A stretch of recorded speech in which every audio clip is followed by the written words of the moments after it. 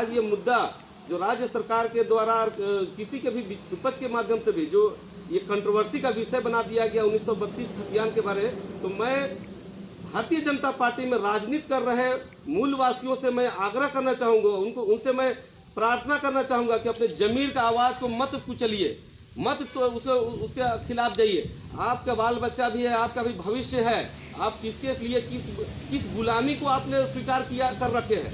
आपकी लड़ाई 1932 खतियान की बात होती है, तो मैं इस पर बात नहीं कर सकता हूं जिस दल में रह करके, जिसकी बात हम चर्चा नहीं कर सकते, हमें पार्टी विरोधी करार दिया जाए, तो वैसे पार्टी में रह करके हम आखिर राजनीति किस लिए और किसके लिए कर रहे हैं। तो मैं कह सकता हूं कि 32 आधारित यहाँ का नियोजन नीति, स्थानीय नीति जायज मांग है, जरूरी मांग है। वो हेमंत सोरेन जी अगर इसके लिए पहल किए हैं, तो जो भी कानूनी व्यवधान आती है उस पर अविलंब सभी दलों को एक मंच में आकर के इसको दुरुस्त करना चाहिए। न्यायपालिका में बैठे जज को भी मैं कहूंगा कि हमारे यहाँ के स्थानीय नीति के प्रति उन्होंने बहुत एक ईमानदारी पहल करे, प्रयास करे, और निश्चित रूप से इस लोकतंत्र में कोई भी चीज़ असंभव नहीं है। अगर सामूहिक प्रयास हो, किसी भी दल राजनीति की भावना से ऊपर उठ करके, तो 32 खतियान लागू होना चाहिए, स्थानीयता की बात होनी चाहिए।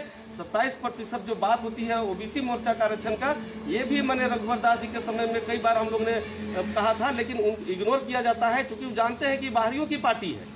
यहाँ पर सभी लोग 80 के दशक के बाद से लोग ने आया, और आज भी जो ये लोग कहते हैं कि बाहरी की बात करते हैं, तो मैं भारतीय जनता पार्टी में कह सकता हूं कि जितने भी इनका जो वोट बैंक है वो 70% 60-70% सब बाहरी वोटर है। इस नाते ये कभी हिम्मत नहीं जुटा पाते, लेकिन उन लोगों को समझना चाहिए, उन लोगों का जमीर मर चुका है, जो यहाँ का स्थानीय है, मूलवासी है, आदिवासी है, उन लोगों को ये बात को समझना चाहिए कि हमारा भविष्य के साथ खिलवाड़ जो कर रहे हैं सरकार, उसका ये समर्थन कर रहे हैं।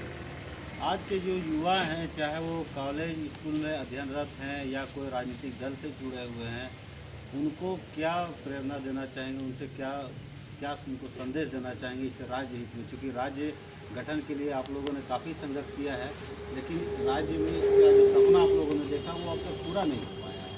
तो अब राज्य को सजाने संवारने की जिम्मेवारी है, और ये युवाओं से ही संभव है, तो उनको क्या संदेश देंगे? देखिए, युवा का दोषी नहीं है, युवा तो अपने करियर को बनाने के लिए पढ़ाई कर रहे हैं, लेकिन शिक्षा प्रणाली में भी काफ़ी दोष है। मुझे लगता है कि झारखंड और देश की पढ़ाई दोनों में फर्क होनी चाहिए। झारखंडी संस्कृति सभ्यता यहाँ का जो मूल विषय है वो पाठ्यक्रम में लागू होना चाहिए। यहाँ का जो महापुरुष है, जिनके आंदोलन से राज्य देश की आज़ादी में जिनका जिस तरह का भूमिका है, राज्य आंदोलन में जो लोग ने का भूमिका निभाए हैं, वो पाठ्यक्रम में शामिल होना चाहिए, जिससे अभी नया पीढ़ी को प्रेरणा मिलेगा कि किस प्रकार हमारे पूर्वजों के साथ अन्याय हुआ है, अत्याचार हुआ है, और किस संघर्ष बलिदान के द्वारा ये झारखंड प्रदेश हमको मिला है, और उसके प्रति हमें किस प्रकार की सोच रखनी चाहिए। हम जिस प्रकार हम राष्ट्रवादी के सोच की राष्ट्र के प्रति सोचते हैं, समर्पण करते हैं, उस प्रकार हमें सबसे अपने राज्य के प्रति भी समर्पण मैंने उसके प्रति सोच की जरूरत है। और निश्चित रूप से शिक्षा प्रणाली में, चाहे वो जेपीएससी का मामला हो या उच्च स्तरीय पढ़ाई है, तो वहाँ पर भी हमें लगता है कि मुट्ठी भर लोगों का कब्जा है। सेंट्रल यूनिवर्सिटी में आप जाकर देख लीजिए, रेलवे विभाग जाके जो भी सेंट्रल गवर्नमेंट में है, तो सारे लोग आपको लाला, राजपूत, भुइयार या जो भी जागरूक लोग हैं, वो कई लोग होने ऊंची जाति के लोग हैं, वो लोग पूरी तरह से अपना कब्जा करके रखा हुआ है। तो मैं इस व्यवस्था के खिलाफ में लड़ाई को उठाना हूँ कि हमारे बच्चे भी, हमारे दलित के बच्चे भी, आदिवासी के बच्चे भी, पिछड़े के बच्चे भी पढ़ाई लिखाई करके वो जगह पर जाएं।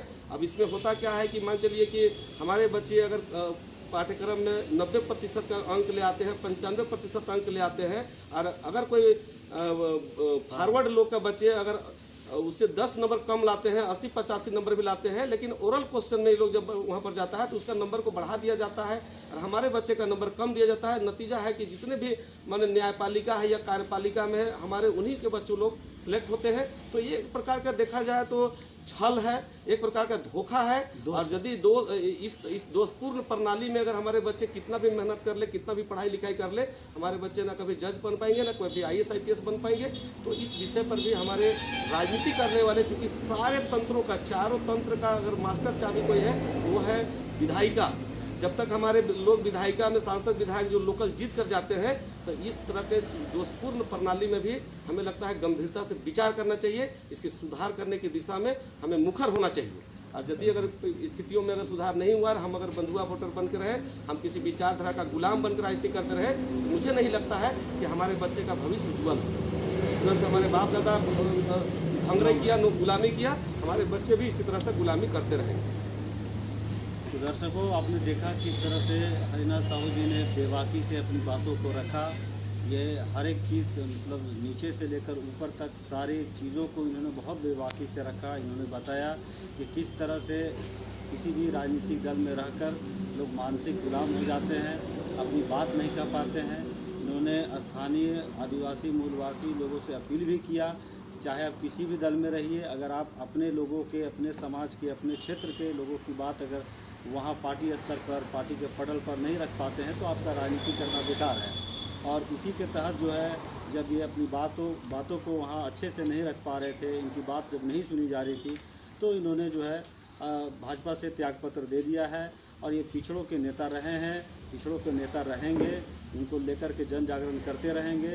ये कह भी रहे हैं कि हम घर घर जाएंगे, क्षेत्र में जाएंगे, जिनके लिए हम आवाज़ बुलंद करते रहे हैं उनके लिए आवाज़ बुलंद करते रहेंगे और लोगों को जागरूक करेंगे। युवाओं से भी अपील कर रहे हैं कि अच्छे से पढ़ाई लिखाई करिए और जो दोषपूर्ण शिक्षा प्रणाली है उसके खिलाफ भी आवाज़ बुलंद करेंगे और करते रहेंगे। इन्हीं सब बातों के साथ आज का ये एपिसोड